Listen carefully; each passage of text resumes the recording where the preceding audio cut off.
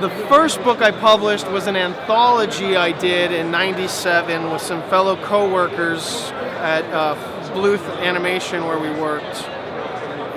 It was called Sideshow, and it was the first Captain Dingleberry story. I then went on to do 8 issues of Captain Dingleberry after that.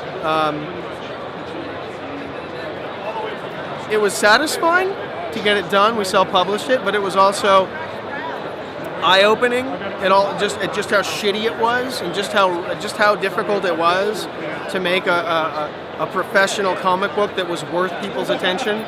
It was eye-opening in that it made it crystal clear to me that this was a rough gig, and that you had to put in a lot more than I had at that point to make anything worth a shit. Yeah.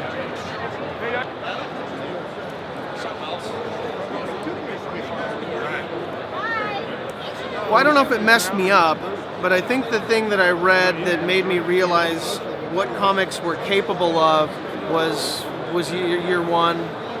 I think I was 11 when that came out, and I remember thinking that it was clearly intended for people much smarter than myself at that time, and I liked that it wasn't talking down to me. I liked that I had to read up to it, and I've always tried to maintain that. Never assuming that the reader needs to be over-explained things or talked down to. I'd rather try and write up, and that was what I think Frank and Mazzucchelli really accomplished on that. I've been doing comic books since 1997.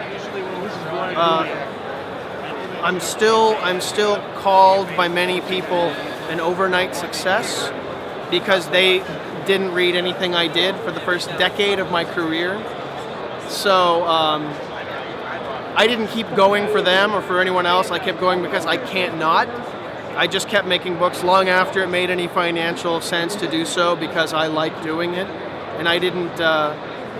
I stopped anticipating on any readers at all. I just made books, and I made a lot. And I worked with friends, and I honed my craft. I would say if you can do something else other than comics, if you're not already actively producing pages and writing scripts every day because it's just all you can do, I kind of fall on the side of being a bummer, and I say fuck off, because don't waste your time. It's a rough industry, and if you don't eat it and live it and sleep it and fuck it, then it'll fuck you.